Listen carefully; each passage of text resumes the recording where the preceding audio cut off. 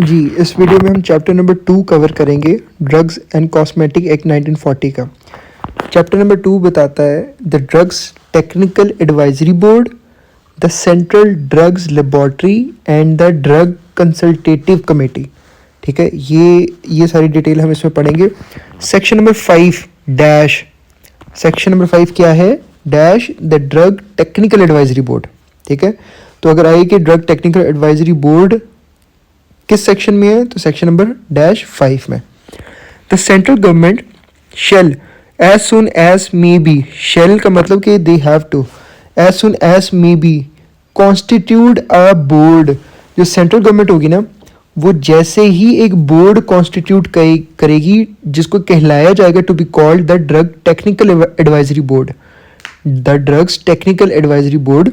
और ये क्या करेगा? To advise the central government, आपकी जो सेंटर की गवर्नमेंट है ना उसको, या फिर जो आपके प्रोविंस की स्टेट की गवर्नमेंट है उनको एडवाइस करेगी, मशवरा देगी ऑन टेक्निकल मैटर्स। जो टेक्निकल मैटर्स होते हैं ना किसी चीज़ के, ठीक है, उस पर मशवरा देगी। Arising out of administration of this act, यानी कि जब ये drug act and cosmetic act 1940 को जब लागू किया जाएगा, इसकी एप्लीकेशन होगी, एडमिनिस्ट्रेशन होगी, उसमें से नए नए टेक्निकल मैटर जन्म लेंगे। ठीक है, और जैसे ही वो नए टेक्निकल मैटर्स सामने आएंगे तो उसके लिए टेक्निकल एडवाइजरी बोर्ड होगा, जिसको कहेंगे drug technical advisory board, section number 5 में। ठीक है, arising out of the administration of this act and to carry out the other function assign to it by this act. ठीक है, और उसके अलावा भी इस जो एक्ट में से डिफरेंट फंक्शंस हैं उसके लिए भी जो एडवाइस होगी वो ये ड्रग टेक्निकल एडवाइजरी बोर्ड देगा। और ये कौन सी गवर्नमेंट करेगी? Central government. ठीक है, और ये एडवाइस करेगा सेंटर को भी और ये स्टेट को भी। अच्छा, the board shall consist of the following members. अब ये बड़ा इंपॉर्टेंट है कि आपकी जो कॉन्स्टिट्यूशन है बोर्ड की, उसके मेंबर्स कौन कौन से होंगे। ठीक है, इसका क्लॉज देख लेते हैं, डिफरेंट है। The DG of the health services, DGHS यानी डायरेक्टर जनरल हेल्थ सर्विसेज, पहला बंदा क्या? एक्स ऑफिशियो मेंबर है, who shall be the chairman. DG health services क्या होगा?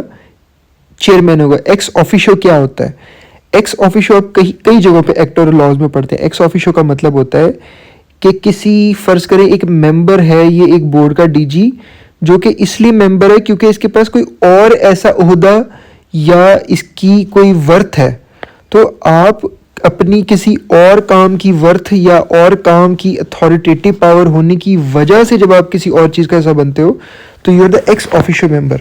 ठीक है, तो ये चूंकि एक जगह की डीजी हेल्थ सर्विसेज है तो ये यहाँ पे बोर्ड के चेयरमैन कहलाएंगे। ठीक है, तो इसलिए एक ओहदे की अहमियत की वजह से आपको दूसरा ओहदा दिया जाना, यानी कि एक एक्स ऑफिशियल मेंबर है। ठीक है, तो ये आपको क्लियर हो गया। अब आज के बाद आपका ये हमेशा कॉन्सेप्ट क्लियर होना चाहिए कि डीजी हेल्थ सर्विसेज जो है वो टेक्निकल एडवाइजरी बोर्ड का चेयरमैन है। या क्वेश्चन आएगा who is the chairman of technical advisory board, तो आप कहेंगे DG health services. Number 2, the drugs controller. ठीक है, एक सीनियर ऑफिसर होता है, ड्रग्स कंट्रोलर कहलाता है। ठीक है, जो ड्रग कंट्रोलर होगा इंडिया का, जो वो भी एक्स ऑफिशियल मेंबर है। ठीक है, तीसरा, the director of the central drug laboratory. ठीक है, कलकत्ता। उसके बाद बोर्ड के अंदर एक मेंबर होगा सेंट्रल ड्रग लेबॉर्ट्री कलकत्ता, ये भी एक्स ऑफिशियल मेंबर है। अब 3 मेंबर हो गए अभी तक, DG health services chairman, drug controller India, director of the central drug laboratory Calcutta. इसी तरह director of the central research institute CRI। ठीक है, CRI कसौली। ठीक है, ये एक्स ऑफिशियल मेंबर है ये भी। ठीक है, अब कितने मेंबर हो गए? अभी तक 4। एक हो गया DG health services chairman, drug controller India, director of the central drug laboratory Calcutta और director of the central research institute CRI Kasauli. ठीक है, अब आ जाते हैं आगे। Director of the Indian veterinary research institute. ठीक है, पहले था रिसर्च इंस्टीट्यूट खाली, अब आ जाएगा इंडियन वेटनरी रिसर्च इंस्टीट्यूट। पहले CRI था, सेंट्रल रिसर्च इंस्टीट्यूट, अब है इंडियन वेटनरी रिसर्च इंस्टीट्यूट इज्जत नगर। तो इज्जत नगर में कौन सा है? Indian research veterinary research institute का डायरेक्टर।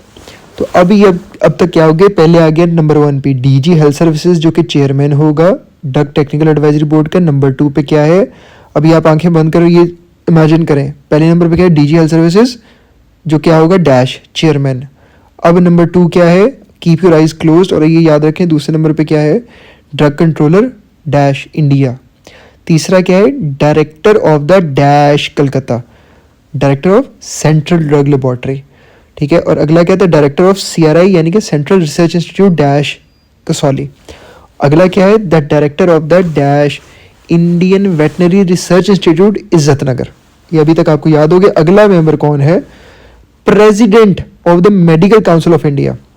ये सिंपल है, ठीक है, मेडिकल काउंसिल ऑफ इंडिया यानी कि प्रेसिडेंट ऑफ डैश जो होगा वो भी एक्स ऑफिशियल मेंबर है मेडिकल काउंसिल ऑफ इंडिया। आगे है अगला प्रेसिडेंट क्या, president of the pharmacy council of India यानी कि एक मेडिकल काउंसिल का प्रेसिडेंट और एक फार्मेसी काउंसिल का प्रेसिडेंट। फिर उसके बाद मेंबर क्या है, the director of the central drug research institute Lucknow, ठीक है।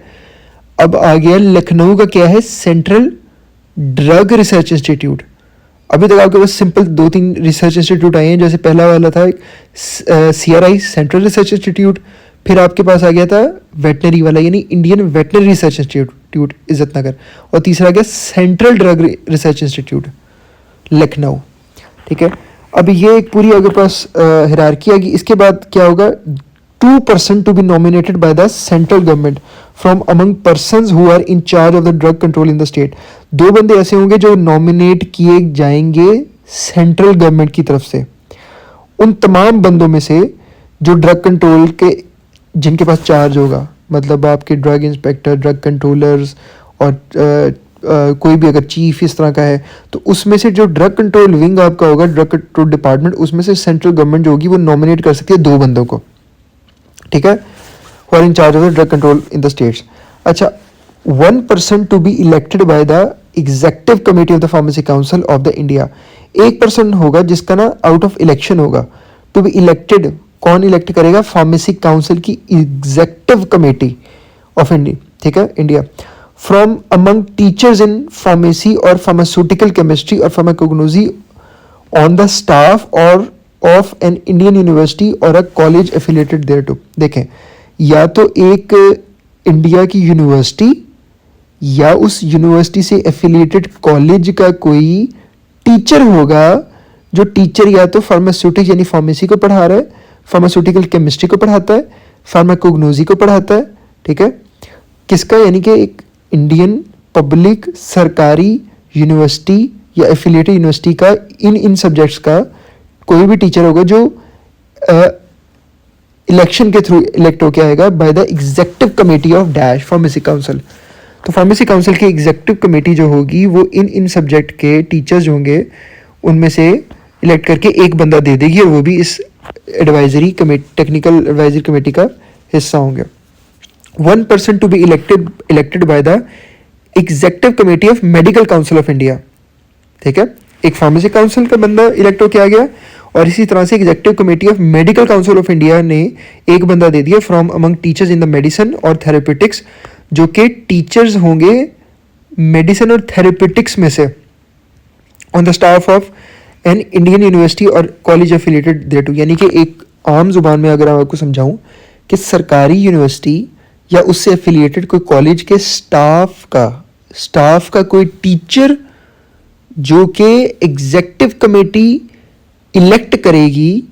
एग्जेक्टिव कमेटी किसकी, of the medical council of India, जैसे executive committee of pharmacy council ने किया था, अब executive committee of medical council of India ने किया, ठीक है।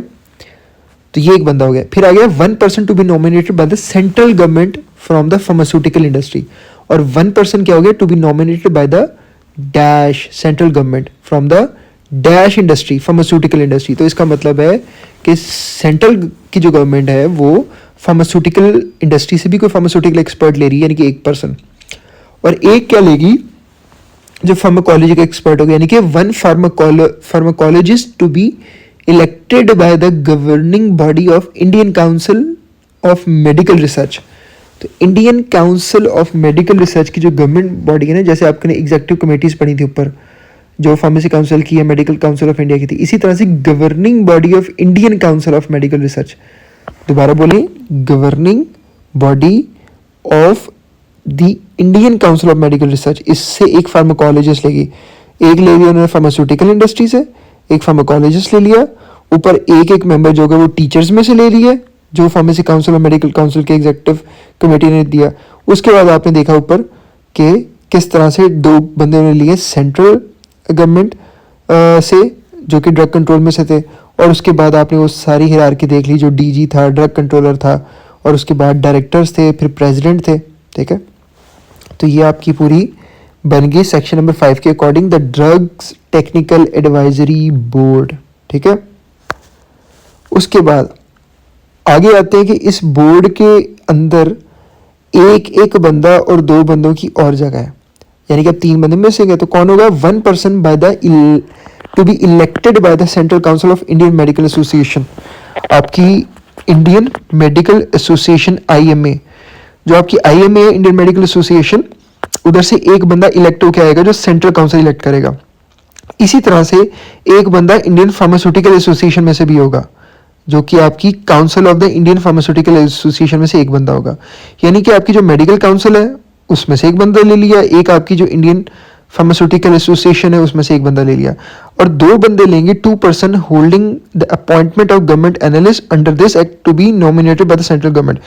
2 ऐसे बंदे जो कि गवर्नमेंट एनालिस्ट होंगे वो भी अपॉइंटेड होंगे to be nominated by the central government, वो भी इस टेक्निकल एडवाइजरी बोर्ड का हिस्सा बनेगी, क्योंकि इस एडवाइजरी बोर्ड के अंदर ड्रग रिलेटेड इशू बने तो उसमें गवर्नमेंट एनालिस्ट का होना लाजिम है। उसके बाद आगे सब सेक्शन 3 है इसका, जो इसकी जो आपकी समझने क्लॉज है अगली, वो ये है कि the nominated and elected members of the board shell hold office for dash years but shall be eligible for री नॉमिनेशन एंड री इलेक्शन। अब अगर आपसे सवाल यह है कि कितने अरसे तक के लिए बोर्ड के मेंबर्स जो है नॉमिनेटेड इलेक्टेड वो अपना टेन्योर उनका होगा, वो आपका होगा 3 years.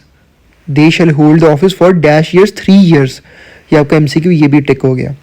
Provided that the person nominated और elected as the case may be under clause number this और क्लॉज नंबर दिस और क्लॉज नंबर दिस और clause number this of subsection number 2। ठीक है, shall hold the office for so long as he hold appointment for the office by virtue of which he was nominated or elected by the board। ठीक है, अब आपके पास ये है कि otherwise condition different हो सकती है, लेकिन ये प्रोवाइजो है। प्रोवाइजो जो है ना ये आपको डिफरेंट एक्ट्स में मिलेंगे, प्रोवाइजो होता है, लेकिन बेसिक आपने जो याद करना होता है वो आपने इसकी कॉन्स्टिट्यूशन ऑफ द बोर्ड है। ठीक है, उसके बाद है जो 4th इसकी क्लॉज है, द बोर्ड में subject to the previous approval of the central government में by laws fixing a quorum and regulating its own procedure and conduct of all the business to be transacted by it। ये जो technical advisory board है ना, ठीक है, ये central government की approval से, उनकी जो है अप्रूवल से अपने कानून बना सकता है कि जिसमें फिक्स करेगा वो कोरम। कोरम क्या होता है? कोरम होता है मिनिमम नंबर ऑफ जो मेंबर्स होते हैं वो जो अवेलेबल हो, जिसके बाद मीटिंग कंडक्ट की जा सके। अगर वो कोरम पूरा ना हो या मिनिमम मेंबर्स उसमें पूरे ना हो, यानी जिसको हम कोरम कहते हैं मिनिमम मेंबर्स प्रेजेंट को, वो ना हो, तो वो उसका लिया हुआ बोर्ड का जो मीटिंग होगी वो भी जो होगी वो राइटफुल नहीं होगी, सही नहीं होगी, और उसके डिसीजंस भी जो होंगे वो लागू नहीं हो पाएंगे। तो कोरम जो है ना उसके लिए बायलॉज ये बना सकते हैं और रेगुलेट कर सकते हैं अपने ऑन प्रोसीजर को कि किस तरह से ये बोर्ड काम करेगा, फंक्शन करेगा। द बोर्ड में कॉन्स्टिट्यूट सब committees and may appoint to such subcommittees for such periods। Board जो होगा ना वो कमेटीज बना सकते हैं, सब कमेटीज, और अपॉइंट कर सकता है सब कमेटीज को फॉर सच पीरियड्स, इतने पीरियड्स के लिए, नॉट एक्सीडिंग 3 years, जो उसकी बोर्ड की अपनी लाइफ है 3 years, as it may decide और temporarily for consideration of particular matter person who are not members of the board. ठीक है, जो बोर्ड के मेंबर्स नहीं है ना उनकी बेस पे या उनके रिलेटेड मैटर्स को लेकर ये सब कमिटीज बना सकते हैं, और वो कितने पीरियड्स के लिए मैक्सिमम हो सकते हैं, 3 साल, उससे ज़्यादा एक्सीड नहीं कर सकते। The functions of the board may be exercised notwithstanding any vacancy therein. Functions है ना बोर्ड के वो एक्सरसाइज किए जा सकते हैं। ठीक है, और ये नहीं होगा कि किसी वैकेंसी की वजह से या फिर बोर्ड की कोई सीट खाली है तो वो बोर्ड फंक्शन ही ना करे। मतलब आप ये हो कि अगर बोर्ड के फॉर एग्जांपल इतने मेंबर्स हैं, उनमें से एक मेंबर अगर नहीं है तो कोई मसला नहीं है। अगर कोरम पूरा है, मिनिमम मेंबर्स पूरे हैं, तो बोर्ड अपना काम करेगा और उस वैकेंसी की वजह से ये नहीं होगा कि कोई उसका लिया हुआ डिसीजन ख़राब माना जाए. The central government shall appoint a person to be the secretary of the board and shall provide the board with such clerical and other staff as the central government considers necessary. जो central government होगी ना वो board का एक secretary nominate करेगी, ठीक है, और बोर्ड को क्लैरिकल यानी क्लर्क, नायब कासिद या कुछ इस तरह के क्लैरिकल स्टाफ देगी, ठीक है, सेंट्रल गवर्नमेंट जो है इस बोर्ड को, ताकि वो अपना काम कर सके. अच्छा, उसके बाद आते हैं central drug laboratory section number 6 में. सेक्शन नंबर 5 के अंदर कौन सा बोर्ड था? Drugs technical advisory board.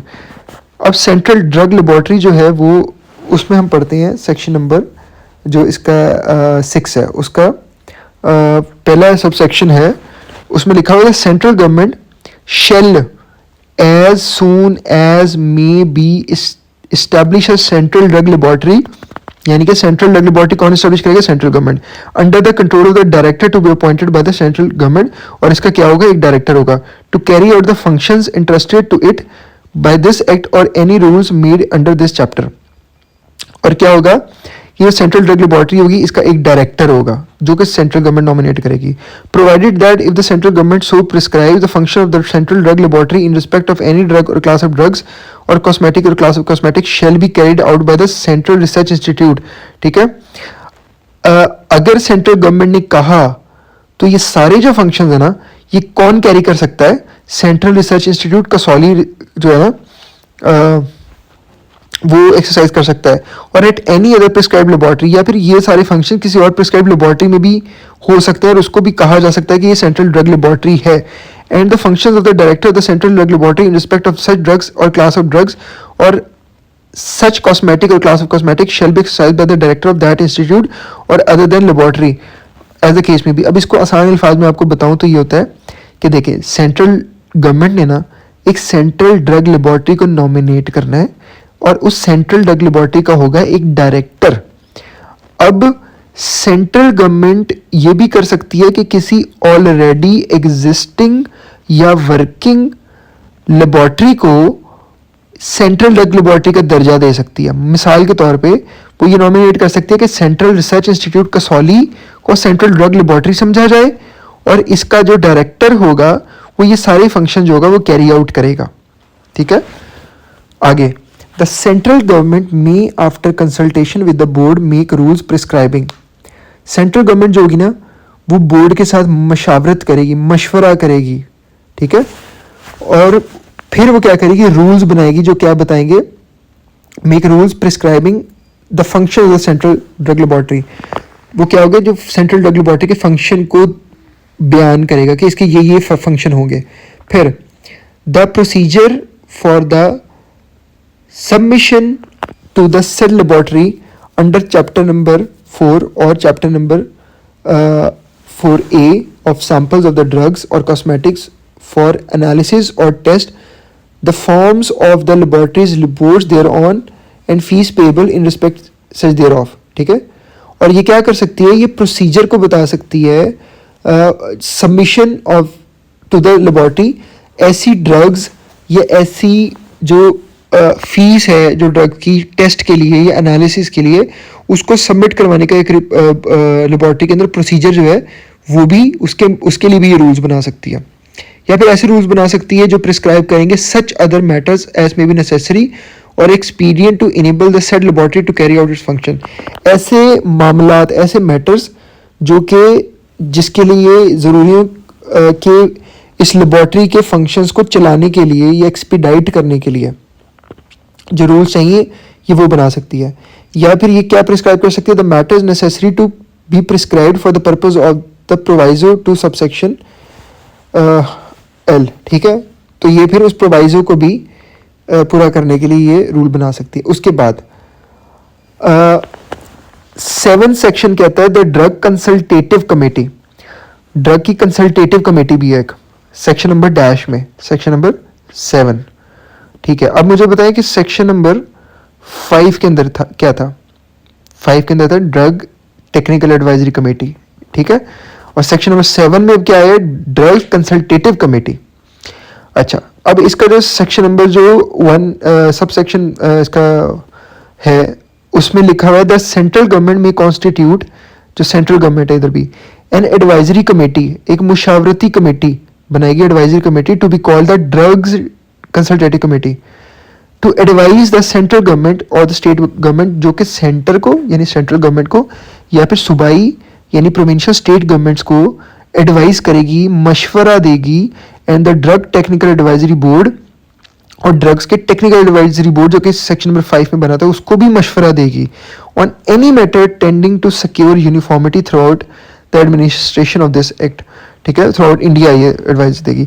तो एक मशवरा ही है, जैसे एक गली मोहल्ले में मशवरे वाली आंटी होती है, इसी तरह से ये मशवरा देने वाली एक कमेटी है जो कि सेंट्रल गवर्नमेंट को भी मशवरा दे रही है, ये स्टेट गवर्नमेंट को भी मशवरा दे रही है, ये सेक्शन नंबर 5 में बनने वाली ड्रग टेक्निकल इवैल्यूएशन कमेटी को भी मशवरा दे रही है, और ये थ्रू आउट इंडिया मशवरा दे रही है। ठीक है, जो एडवाइजरी बोर्ड है टेक्निकल उसको भी मशवरा दे रही है।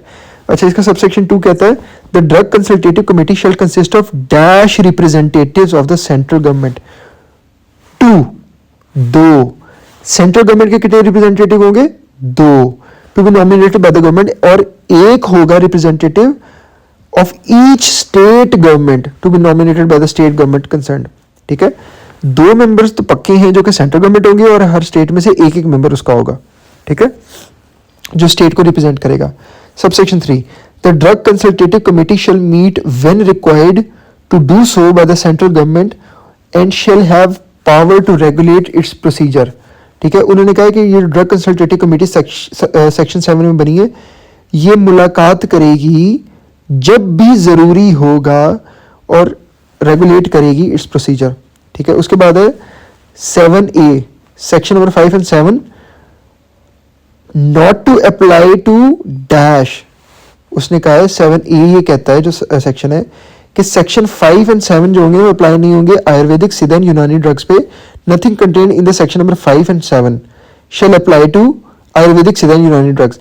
यानी कि जो ड्रग टेक्निकल इवैल्यूएशन कमेटी है वो उसके अंदर जो भी हमने पढ़ा है सेक्शन 5 में, और सेक्शन नंबर 7 में जो है ड्रग कंसल्टेटिव कमेटी यानी मशवरा देने वाली कमेटी, इसका कुछ भी चीज़ जो है वो आयुर्वेदिक, सीधा यूनानी ड्रग्स के ऊपर लागू नहीं होगा। इसी के साथ हमारे चैप्टर नंबर 2 होता है फिनिश।